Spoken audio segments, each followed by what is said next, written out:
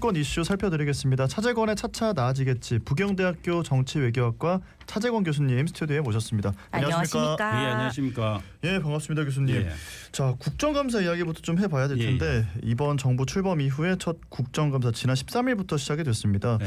첫날부터 일부 상임위가 파행을 겪기도 했었는데 첫날의 국감 좀 어떻게 보셨고 평가를 하시는지. 첫날 국감보다 첫날 국감은 오히려 좀 평화롭게 좀 지나간 느낌이다. 예. 그런 생각이 듭니다. 8개 상임위원회에서 했는데 네. 첫날부터 그래도 뭐 제가 볼 때는 쟁점이 부각되기도 전에 네. 대단히 조금 여야 간에 일단 기싸움이 대단히 많이 펼쳐졌고, 근데 그 기싸움의 정도가 좀 지나치다. 통상 국정감사 시작할 때는 어제 세팅하고 이런 과정들에서 여야가 격돌할 수밖에 없고, 그 과정에서 어떻게든 앞으로 남은 국감을, 이 3주 가까운 국감을 제대로 끌어가기 위해서는 첫 이제 이 어떻게 보면 삿바싸움이죠. 그게 중요한데, 그래서 되게 강하게 부딪히는 건 맞는데 이번처럼 이렇게 정말 좀 치졸한, 어떻게 보면 국민들 입장에서 보면 되게 가볍고 치졸한 것들을 갖고 왜 이렇게 부딪히나 하는 생각들을 좀 하게 만드는 그런 좀 눈살을 찌푸리게 하는 부분들이 너무 많았던 것 같아요. 네. 예. 조희대 대법원장은 청문회에 불참했지만 대법원 국감에는 출석을 했습니다. 네. 그러하고는 법관을 증언대에 세운 전례가 없다면서 증언을 거부하지 않았습니까?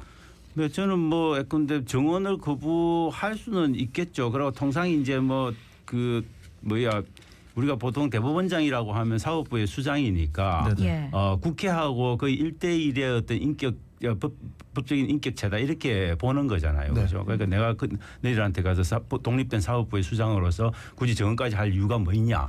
그리고 내가 정원이라고 내가 왜 정원의 대상이 되어야 되냐. 뭐 이런 것들에 대한 이제 자기 불만의 표시고 그런 것들이 뭐 한편에서 좀 이해할 수 있는 부분도 있지만 저는 좀 사법부의 독립의 관점에서 그걸 주장하는 건 좀 문제다. 왜냐하면 사법부의 독립이라고 하는 게 결국 사법부가 완전히 무소불위의 권력으로서 대통령 권력과 의회 권력에 의해서 전혀 견제를 받지 않고 가는 권력이다. 이건 아니거든요. 우리가 상권 분립의 핵심이라고 하는 건 견제와 균형인 겁니다.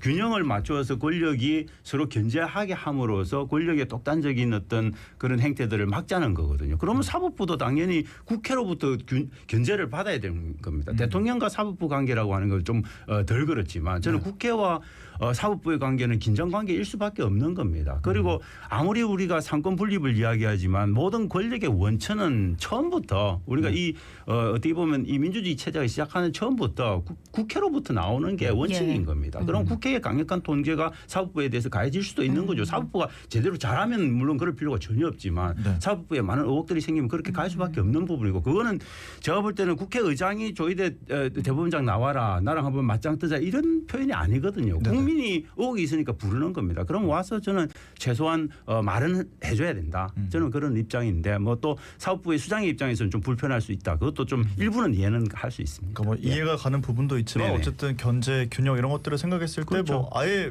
하면 안 되는 일은 아닌 거다. 아니 국민 앞에서는 모든 걸 딱 공복이잖아요. 공무원이고. 그럼 공무원은 국민들의 명령에 따라야 되는 거죠. 그게 기본이라는 겁니다. 네. 자, 그리고 또 이야기가 많이 됐던 부분이 추미애 위원장이 대법원장이 인사말을 하고 이석하는 관례를 깨고 이제 남게 했는데 이 부분은 좀 어떻게 보셨어요? 저는 관례를 조금 지켜줬더라면 하는 약간 아쉬움도 있다. 그런데 추미애 위원장 입장에서는 이렇게 정원도 거부하고 이런 사람을 그냥 다 그대로 하게 내버려두면 이건 사법부가 원하는 모든 것을 다 들어주는 거고 국회로서도 어떻게 보면 면이 서지 않는 거죠. 국회 법제사법위원회라고 하는 게 대단한 상임위 아닙니까? 그런 상임위를 그냥 통째로 무시하는 게 되니까 아마 그런 관례를 깨서라도 대법원장의 어떤 그런 행위에 대한 제동을 걸고 싶었던 것 같은데 저는 그런 과정들이 관행과는 조금 배치되는 부분이어서 조금 어떻게 보면 국민들 입장에서는 감정에서는 이해하기 어려운 부분도 있을 거다. 그렇지만 추미애 법제사법위원장의 입장 그리고 민주당의 입장에서는 그런 강력한 어떻게 보면 경고를 대법원장한테 날렸다. 뭐 그런 저는 조치의 하나다라고 봅니다. 예. 그러고 조희대 대법원장은 자신을 둘러싼 회동설 그리고 이재명 대통령 공직선거법 재판 개입 관련해 가지고도 부인했습니다. 파기환송심에 대해 불신이 있어 안타깝다면서도 법적으로 답할 수 없다고 말했거든요.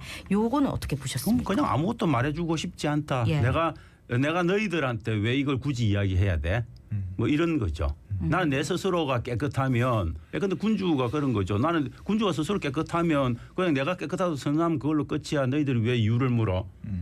왜 너희들 디테일한 걸 알고 싶어? 이런 자세인 겁니다.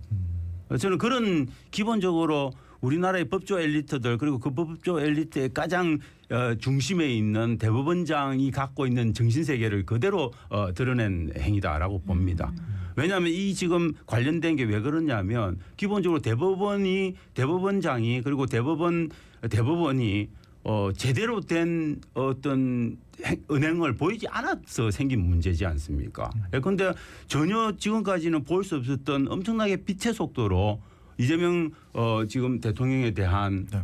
그런 파기환송심을 결정을 한 거 아닙니까? 네. 그거는 전례를 찾아보기 어려울 정도의 속도인 거거든요. 그럼 왜 그렇게 했냐?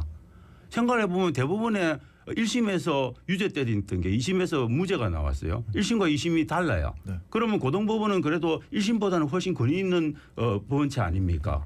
그러면은 왜 그렇게 달라지는지에 대한 충분한 이유를 설명하고 자기들도 이해하고 그 법리를 찾아서 국민들을 이해시켜야 되는데 그런 과정이 전혀 없어요.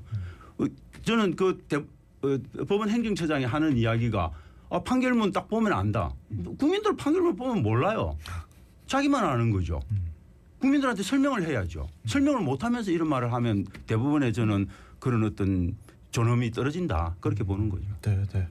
자, 이렇게 조희대 대법원장 관련된 논란을 좀 짚어봤고 어제 정성호 법무부 장관이 출석을 했습니다. 국민의힘이 검찰청 폐지, 수사기소권 분리, 특검의 강압 수사 논란을 공략했는데 어제 법사위의 국감 쟁점을 먼저 좀 짚어주실까요?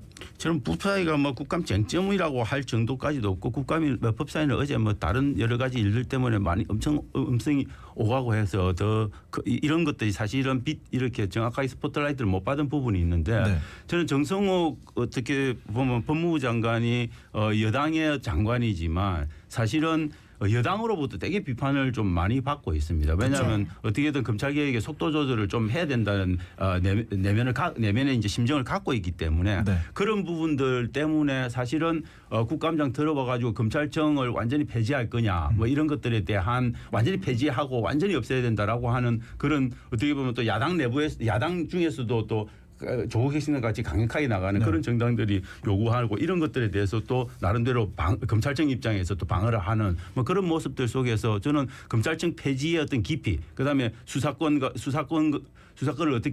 기소권을 어떻게 완벽하게 분리해낼 건가 뭐 이런 것들 보안 수사권에 대한 문제 이런 것들이 전체적으로 쟁점을 좀 형성해 나가면서 법사위 국감에서 다루어진 부분들이 있다. 그다음에 뭐 특검이 이제 사실은 여러 가지 강압 수사를 조금 하고 있고 그 특검의 강압 수사의 어떤 속도라든지 강도 이런 것들을 좀 조절해야 된다. 뭐 이제 불미스러운 사건들도 있지 않았습니까? 그 수사를 받던 이제 수사가 아니죠. 뭐 그 이제 그런 수사 과정에서 어떤 분이 돌아가시고 자살하고 뭐 이런 부분들이 있어서 그런 것들이 이제 야당 입장에서는 특히 국민의힘 입장에서는 강력한 이제 특검의 강압 수사가 결국 고귀한 생명을 뺏어갔다. 뭐 이런 것들을 속에서 특검이 왜 이렇게 한마디로 날뛰냐. 뭐 이런 것들에 대한 문제 지적들이 굉장히 많았고 뭐 또 나름대로 민주당에서는 그런 것들을 잘 방어했던 것 같습니다. 네, 네. 예. 그러고 원래는 김상민 전 검사가 출석할 예정이라고 밝혔었는데 수사나 재판에 영향을 줄 수 있다는 이유로 불출석했습니다. 이 판단은 어떻게 보십니까? 저는 김상민 검사는 충분히 자신이 빠져나갈 법에 대해서 너무도 잘 아는 분이죠. 네. 저는 우리가 일반적으로 이야기하는 법꾸라지가 갖고 있는 자기 보호 본능이 거의 극대화된 형태로 나타난 거다. 뭐 대부분 이런 패턴들을 많이 보이죠. 그런데 김상민 검사도 법을 잘 아니까 아마 법꾸라지적인 그런 속성들 때문에 아마 이렇게 수사 중인 사안에 대해서는 나는 입 닫겠다. 내가 나갈 이유가 없다. 이렇게 해버린 거 아닌가 생각을 합니다. 그러니까 그런 과정에서 법은 지켜지고 자기는 조금 면이 살지는 모르지만 저는 전체적으로 국민들한테는 국감 이거 왜 해? 알 권리를 완전히 침해하는 거 아니냐라고 하는 비판이 쏟아질 수밖에 없다. 이렇게 봅니다. 네, 네. 사실 뭐 이제 국정감사를 보면서 좀 뭐 의문스러운 그런 감정이 계속 들었던 것 같은데 어제 이제 행안위 국감은 어떻게 보셨는지도 궁금한 게요. 국정자원 화제 관련해서 쟁점이 있지 않았습니까? 어떻게 보셨어요? 뭐 국정자원 화제 관련해서는 이게 왜 이렇게 허술하게 관리됐냐, 네. 거의 뭐 우리가 예견된 사고가 아니냐, 뭐 이런 것들에 대한 이제 철저한 조사가 필요하다. 그리고 그런 것들에 대해서 대통령이 제대로 행정부 차원에서 제대로 대응을 하고 있냐, 신속 대응을 하고 있냐. 그런데 아직까지 왜 정보자원관리 관점에서 여러 가지 대국민 서비스들이 아직까지 살아나지 않고 복구율이 왜 이러느냐 뭐 이런 것들이 이제 전반적으로 그 이유들에 대한 질문들이 오갔던 것 같습니다. 네, 예. 네.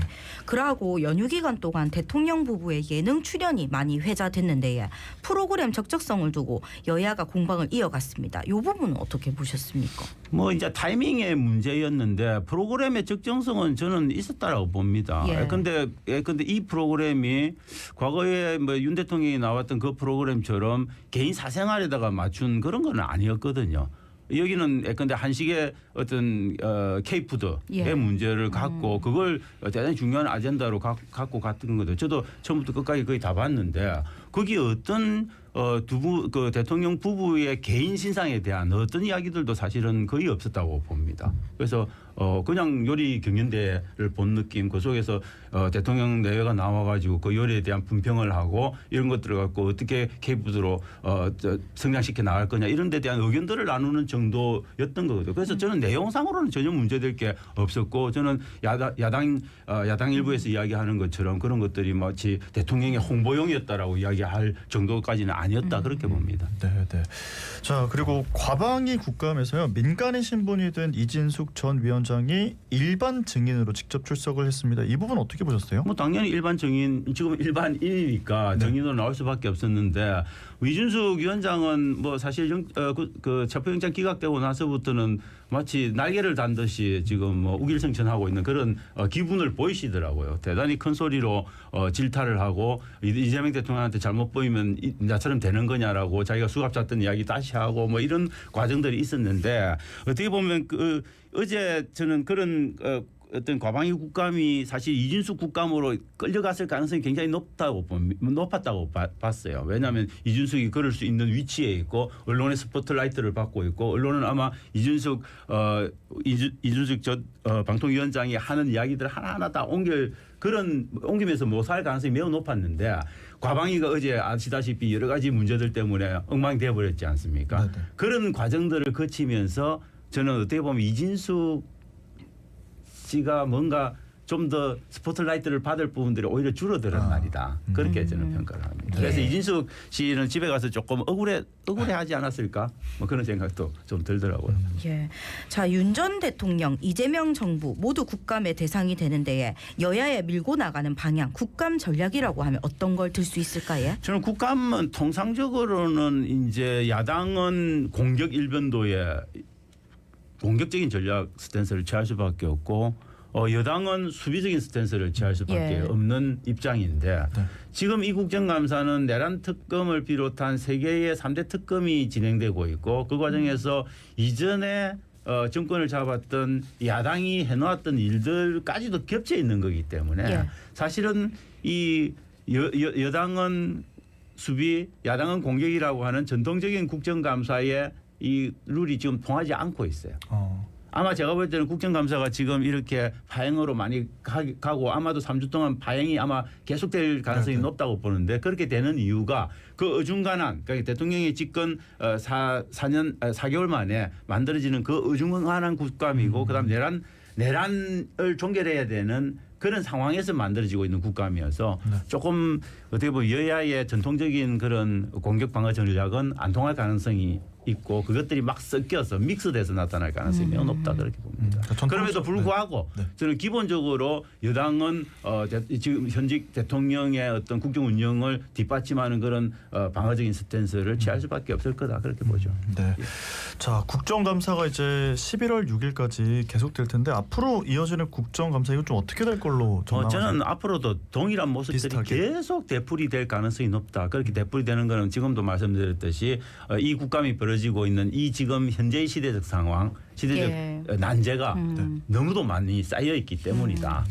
그리고 여야 간에 제가 볼 때는 갈등의 골이 너무도 깊다. 예. 그리고 야당도 사실은 얼마만큼 전투적이냐에 따라서 국감의 모습들이 굉장히 바뀔 수 있는 건데 야당이 제가 보기에는 지금껏 어떤 야당보다도 가장 전투적인 야당이다. 그리고 거의 어떻게 보면 합리적인 정책적인 질의가 불가능할 정도의 어떤 집단들로 구성된 그런 야당이 아닌가 저는 그렇게 생각을 합니다. 그래서 아마 국정감사는 앞으로도 엄청난 저는 파고를 넘어야 될 거고 국민들은 그 속에서도 엄청나게 피로감을 쌓게 될 건데 그런 피로감이 저는 지금 정부 여당의 마이너스가 될지 아니면 공격 일변도로 나가고 있는 야당의 마이너스가 될지는 잘 모르겠다. 그렇지만 제 개인적인 생각으로는 국감이 시끄러우면 시끄러울수록 여당에 더 마이너스 될 가능성이 굉장히 높지 않을까 그렇게 생각합니다. 예. 네. 자, 이어서 최근 캄보디아에서 우리 국민을 대상으로 한 강력 범죄가 잇따르고 있습니다. 이를 두고 여야 간 책임 공방이 이어지고 있는데 요거 한번 얘기 나눠볼까요? 저는 얼마 전에 OTT에서 그 비슷한 근데 어디 필리핀에서인가 어디 갇혀가지고 막 그런 영화 그런 있었죠. 영화를 봤고 예. 와 저런 게 그건 영화겠지 생각을 했는데 진짜 영화가 현실이 된 경우에서 정말 엄청나게 저는 놀랐습니다.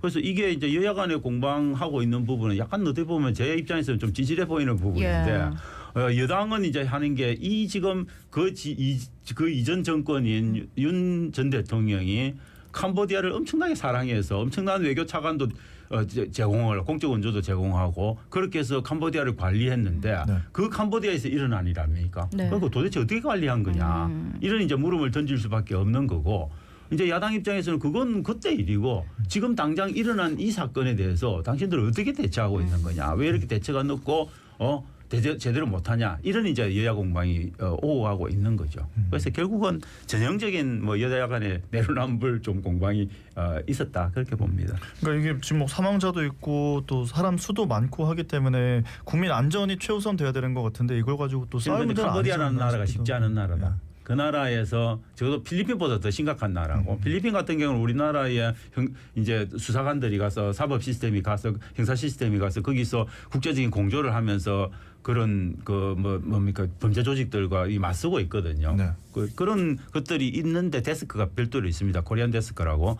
그런데 캄보디아에서는 그런 코리안 데스크가 필리핀만큼 활성화되어 있지도 않고 그러니까 캄보디아는 저는 굉장히 협조받기가 좀 어려운 상황 아닌가 그런 생각이 듭니다. 들어보니까 미국이랑 영국도 지금 캄보디아 관련돼 있는 이런 비슷한 그렇죠. 일들이 비슷한 있어서 일들이 국제적으로 굉장히, 많습니다. 그러니까 네. 어떻게 보면 국제 범죄 조직들이 가장 그런 일을 쉽게 할 수 있는 곳으로 옮겨간 곳이 캄보디아다. 네. 이제 캄보디아가 아마 또 들리면 또 다른 데로 옮겨가겠죠. 네. 자 그리고 또 이제 미국과의 관계에 대한 이야기도 좀 해볼 텐데 트럼프 미국 대통령이 에이펙에 참석해서 시진핑 중국 국가주석과 미중 정상회담을 할 것으로 전해졌습니다. 이것도 근데 계속 말이 좀 바뀌었었는데 저는 된다 안 된다 보장할 그죠. 수가 없습니다. 예. 좀 진짜 일어나야 일어나는 일 같기는 한데 이제 대중국 관세 100% 추가 부과 방침이 철회가 될지 회담을 하게 된다면 좀 미중 무역 갈등이 완화될 수 있을지 어떻게 보시는지 궁금합니다. 저는 아직까지는 그 어떤 갈등의 정점까지는 가지 않았다. 예. 가는 아마 중이다. 조금 더 갈등의 정점까지 가고 지금은 이제 갈등의 정점까지 다 올려놓은 거죠. 네. 그리고 버티기를 하고 있는 상황이다. 예. 저는 그래서 에이펙이 얼마 남지 않았기 때문에 네. 아마도 중간에서 어느 지점에서 타협을 할 거다. 그런데 저는 그 타협하는 과정에서 첫 타협의 물꼬를 터야 되는 건 미국이고 네. 그다음에 그 타협의 물꼬에 따라서 관세가 좀 낮춰지고 여러 가지 조건들이 좋아지면 중국이 아마 지금 묻고 있는 히토류를 포함한 그런 중국의 어떤 대외 어떤 수출입 통제 네. 이런 것들을 조금 더 완화하는 방식으로 해서 뭔가 합의점이 이루어질 가능성이 있지 않을까. 그래서 저는 아직은 그래도 미중 정상이 에이펙에서 조금 만날 확률이 적어도 반보다는 좀 넘지 않을까 예. 그런 조심스러운 예측은 합니다만 그런데 이 시진핑 중국 같은 경우는 저는 예측 가능합니다. 미국이 절대적으로 양보해야 아마 갈 가능성이 매우 높고 저는 아쉬운 거는 미국 쪽이라고 봅니다. 그래서 미국이 조금 양보할 가능성은 있다라고 보는데 문제는 트럼프라고 하는 개인 대통령의 그런 어떤 개인적인 퍼스널리티가 엄청나게 정책을 좌우하는 부분들이 있어서 그런 것들이 어떻게 영향을 미칠지는 저도 좀 예측하기는 어려울 것 같습니다. 예. 우리나라는 이번에 한미 관세 협상의 불투명한 부분들을 결정지을 수 있을지 어떻게 전망하십니까? 뭐 우리나라가 중국하고 같이 패키지로 엮여서 해결하고 뭐 이렇게 가지는 않을 거고요. 예. 우리나라는 제가 알기로는 상당 부분 그래도 어떤 합의점을 찾아 나가고 있는 과정에 있다라고 봅니다. 그래서 뭐 이번 저는 에이펙 때 그런 것들을 미국과 뭐 단정적으로 끝낼 거다라고 보기는 어렵지만 아마 에이펙 전에 적어도 우리 정부가 미국과 그런 부분들에서 좀 어떤 정리를 하고 가는 그런 정도까지 매듭은 좀 지을 가능성이 있지 않을까 생각을 하는데 지금 저는 전반적으로 미국의 여러 가지 상황들을 봤을 때 좀 몸이 더 달아야 되는 거는 미국이다. 그래서 저는 우리 정부 입장에서 굳이 몸을 이렇게 낮출 필요는 저는 없을 것 같아. 그래서 조금 더 시간을 끌고 지연하게 되면 미국이 조금 더 급하게 내려오고 양보의 폭이 커질 가능성이 저는 좀 있지 않을까. 제가 뭐 전문가는 아니지만 개인적으로는 그렇게 좀 생각을 하고 있습니다. 네, 네. 자, 내년 6.3 지방선거 이야기도 좀 해보겠습니다. 네네. 내년 지방선거가 이제 이재명 정부의 출범 이후에 첫 선거가 되는데 네. 중간 평가라고 볼 수도 있겠죠. 뭐 통상은 1년 6개월 정도를 기준으로 해서 1년 6개월 지나면 중간 평가에 들어갈 거고 1년 6개월 이전이면 중간 평가에는 포함하지 않을 거라고 통상은 이야기합니다. 그러면은 1년 한 1개월 만에 거의 1년 만에 되는 선거이기 때문에 중간 평가로 보기는 좀 어려운 선거인데 지금 문제는 지금 여야 간의 대치가 엄청나게 극대화되어 있고 그다음에 대통령에 대한 지지율이 지금 조금씩 낮아지고 있고 네. 여당 내부에서도 정청래 추미애를 중심으로 하는 당의 어떤 강한 어떤 자세와 그다음에 조용한 개혁을 원하는 어떤 대통령실과 정부의 어떤 입장들이 조금씩 간극을 벌여나가고 있는 이런 입장이라는 말은 네. 어떻게 보면 1년 6개월이 지나야 나올 수 있는 레임덕에 가까운 현상들 레임덕의 초기 현상들이 네. 지금 벌써 나타나고 있는 그런 측면들도 조금씩 보이고 있는 거거든요. 그렇게 된다면은 저는 지방선거가 어떻게 보면 중간평가로 갈 가능성이 꽤 있을 수도 있지 않을까 그런 생각을 해서 민주당한테는 지금 굴러가고 있는 현 상황만 냉정히 평가하자면 유리한 방향으로 가고 있지는 않은 듯하다. 그래서 아마 당과 정부가 제대로 정신 차려서 하나된 목소리를 갖고 지방선거를 준비하지 않으면 저는 부울경을 포함한 이런 지역들 서울 부울경에서는 굉장히 고전할 가능성이 있지 않을까 그렇게 생각을 합니다. 네. 예. 그래서 아무래도 국민의힘의 입장에서는 전략적인 접근이 필요하지 않을까 싶은데 이번에 지방선거 총괄기획단도 만들었더라고요. 네, 그렇죠. 예. 근데 국민의힘은 일단 수세적인 관점에서 지방선거를 치를 수밖에 없다. 왜냐하면 결국은 이제 가만히 생각해 보면 지금 현재 내란 특검이 열심히 수사를 하고 3대 특검이 다 수사를 하고 그 수사의 결과들이 이제 재판으로 넘겨지는 시점이 아마 내년 초 정도 될 겁니다. 그러면 내년 초 그 지방선거의 공천 경쟁들이 막 떠오르고 지방선거가 제대로 이제 본격적인 싸움에 들어가는 그 초입에 네. 과거 정권이 갖고 있었던 모든 비리들이 재판을 통해서 국민들한테 다 공개되는 그런 시점이 될 겁니다. 그럼 그때 국민의힘이 지금과 같은 두루뭉실 넘어가는 국민적 정서를 담아서 두루뭉실 넘어가는 이런 방식의 전략들이 그때도 통할까? 그렇게 되면 만약에 통하지 않는다면 국민의힘은 굉장히 어려운 상황이 될 수도 있다. 특히 국민의힘을 정조준하고 있는 통일교라든지 뭐 신천지라든지 이런 관련한 정당의 비민주적인 운영과 관련한 이런 것들이 만약에 공천 문제의 어떤 비리하고 엮여서 만약에 그때 입체적으로 드러난다면 국민의힘이 정당으로서 지방선거를 제대로 치를 수 있을까에 대한 저는 좀 의문도 제기될 가능성이 있다 그렇게 봅니다. 네, 뭐 지금 여야가 꼽고 있는 승부처 하면 세 곳 서울시장, 경기지사, 부산시장 뭐 이 정도로 볼 수 있겠죠, 교수님? 저는 경기시장은 경기도지사는 저는 전혀 아니라고 보고 저는 예. 서울과 부산은 서울, 명백히 부산. 굉장히 예. 중요한 포인트라고 봅니다. 경기도지사 선거는 아마 제가 볼 때는 경기도의 여러 가지 민심 어떤 여야 간의 국민의힘과 민주당의 어떤 그런 지지의 어떤 분포 이런 것들을 보면 경기도는 저는 조금 민주당 입장에서 안전한 지역이다라고 보는 거고요. 네, 네. 그런데 저는 서울은 완전히 다르다. 서울은 상당 부분 민주당에 대한 지지들이 빠지고 있는 측면들이 있고 부울경도 상당히 대통령 국정 운영에 대한 지지율과 정당에 대한 지지율이 올라가다가 지금 멈칫하고 다시 내려가고 있는 추세거든요. 그래서 이게 제대로 관리되지 않는다면 민주당에서는 굉장히 좀 고전할 가능성이 있고 그렇게 되면 반대로 국민의힘은 서울에서도 어느 정도의 교두보와 그다음에 부울경을 건지게 된다면 해볼 만한 싸움이다 이렇게 받아들일 가능성이 굉장히 높다 그렇게 봅니다. 네. 예. 부산시장은 박형준 시장과 전재수 장관의 대결이 될지 이재성 위원장도 출마 선언을 하지 않았습니까? 네, 이재성 예. 이재성 전 부산시당 위원장 현 부산시당 위원장입니까? 그건 예. 잘 모르겠습니다만 지난번 뭐 부산시당 위원장 나올 때도 그렇고 국회의원 총선 나올 때도 자기는 부산시장 선거 갈 수 있다 이렇게 이야기를 공공연히 했기 때문에 뭐 새로운 사실은 아닌데 저는 이재성 부산시장 후보로 나서겠다는 그 출마 선언이 얼마만큼 임팩트가 있을지에 대해서는 좀 의문스럽습니다. 그래서 저는 이 결국은 다음 부산시장 선거는 박형준 대 아마 전재수의 대결로 갈 가능성이 지금은 굉장히 높지 않을까 싶은 생각은 드는데 문제는 박형준 시장도 지금 국민의힘에서 완전한 낙점을 받았다 이렇게 보기 좀 어려운 측면들이 있는 거거든요. 왜냐하면 지금 시장에 대한 지지율 이런 것들이 굉장히 형편없습니다. 평가도 낮고 그런 부분들이 있고 또 전재수 장관 같은 경우에는 이제 북구회를 떨쳐내고 나오는데 그에 따른 어떤 그 좀 문제점. 그다음에 또 해양수산부를 이전해 가지고 12월이나 내년 한 2월 달까지 어떻게 안정화된 모습을 보여주고 나올 거냐 이것도 또 쉽지 않은 문제고 그런 부분들이 남아 있지만 그럼에도 불구하고 저는 박형준 대 전재수 매치가 가장 지금으로서는 가능성 높은 부산시장 선거의 매치 형태다 그렇게 봅니다. 네, 알겠습니다. 자, 내년에 있을 지방선거 이야기까지 나눠봤고요. 교수님은 여기서 보내드리겠습니다. 고맙습니다. 고맙습니다. 네, 감사합니다. 네, 부경대학교 정치외교학과 차재곤 교수님과 함께했습니다.